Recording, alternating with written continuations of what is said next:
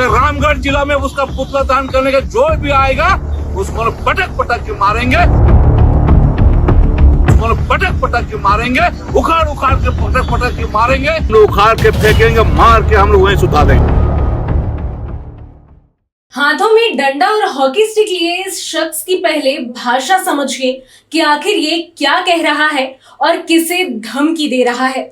बातचीत का लहजा और कथित तौर पर गुंडागर्दी वाला अंदाज लिए इस शख्स की पहचान झामुमो के जिला अध्यक्ष किस्कू के रूप में बताई जा रही है। झारखंड मुक्ति मोर्चा के एक एक कार्यकर्ता शपथ लिया है, वैसे लोगों को, वैसे भाजपा के लोग को, वैसे कोचिंग सेंटर को जहां हमारे मुख्यमंत्री का पुतला को दहन करेगा तो हम लोग उसको उखाड़ के फेंक देंगे। मोर्चा कमर कस लिया है, पूरा झंडा के दल बल के साथ हम लोग यहाँ पर सुभाष चौक में आए हैं। अगर हमारा मुख्यमंत्री का कहीं न कहीं किसी रूप से अगर पुतला दहन करने को देखा तो हम लोग उखाड़ के फेंकेंगे, मार के हम लोग वहीं सुता देंगे।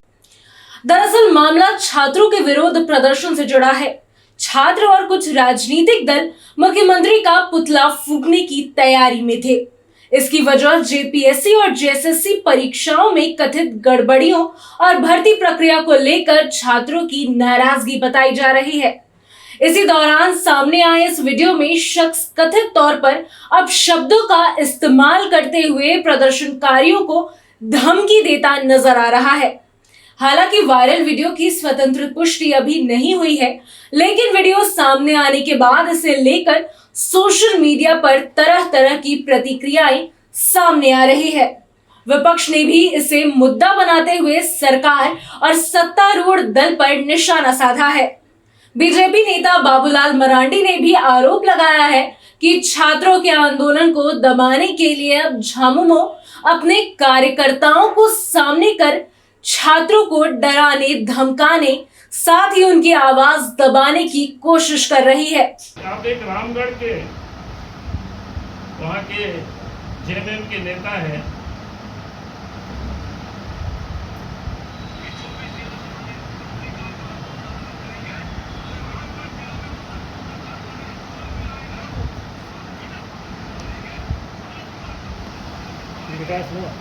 देखिए रामगढ़ की कहता है पटक पटक के मारेंगे कोई भी मुख्यमंत्री और सरकार के पुतला दहन करे। ये क्या है? ये डेमोक्रेसी है। जो लोग बड़े हिमायत कांग्रेस हो, ये लोग कहते हैं कि हम लोग तो डेमोक्रेसी के रक्षक। राहुल गांधी कहते हैं हम तो शांतिपूर्ण आंदोलन के हम पस्तर हैं। लेकिन यहाँ तो उनके लोग, मैं उनके लोग इसलिए कह रहा हूँ क्योंकि उनके पार्टनर हैं जेएमएम, उनके सहयोग से सरकार यहाँ चल रही है और कह रहा है कि कोई भी यहाँ पुतला दहन करेंगे उसको पटक पटक करके मारो। तो एक प्रकार से ये जेएमएम गुंडागर्दी, भारतीय जनता पार्टी इसका विरोध करता है और मैं सरकार से मांग करता हूँ, जैसे ये जो आपके महेश मुंडा के लड़के मोहम्मद इमरान अजीज खान है, ये साफ लगता है कि षड्यंत्र पूर्वक यहाँ लोगों को बुलाया गया है, इसलिए इनके ऊपर एफआईआर होनी चाहिए।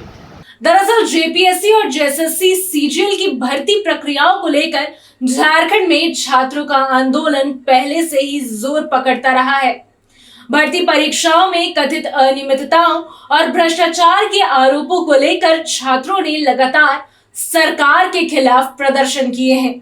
आंदोलन के दबाव के बीच सरकार ने जेपीएससी और जेएसएससी से जुड़ी कुछ भर्ती प्रक्रियाओं को रद्द करने का भी फैसला लिया था, लेकिन बाद में अदालत के आदेश से इस फैसले पर रोक लगी और प्रभावित अभ्यर्थियों की बहाली का रास्ता साफ हुआ।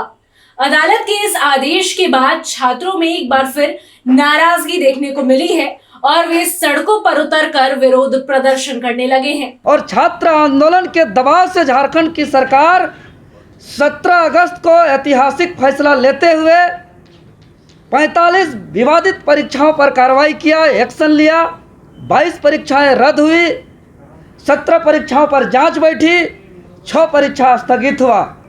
लेकिन इसका अधिसूचना कार्मिक विभाग से 18 अगस्त को होने के बाद मात्र 2 दिन के बाद हम लोग जिस आंदोलन को लड़ाई को लड़ने में अपना जान को भी नहीं देखे, अपना प्राण तक का कुर्बान करने के लिए तैयार होकर के जिस लड़ाई को लड़े और सबका एकजुटता के परिणाम स्वरूप इतना बड़ा ऐतिहासिक जीत हुई।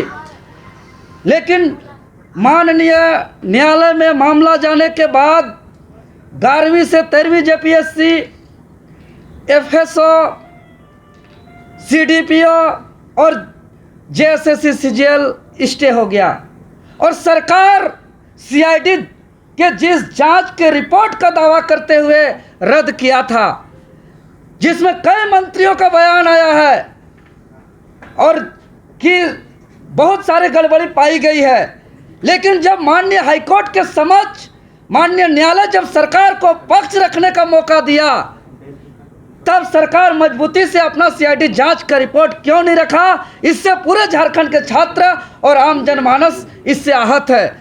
ऐसे में अब आरोप है कि कई स्थानों पर प्रदर्शन कर रहे छात्रों का सामना झामुमो कार्यकर्ताओं से हुआ और कथित तौर पर उनके साथ मारपीट की गई है।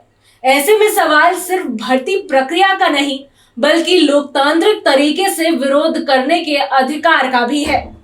लोकतंत्र में सरकार या सत्तारूढ़ दल से नाराजगी जताना और शांतिपूर्ण प्रदर्शन करना नागरिकों का अधिकार है।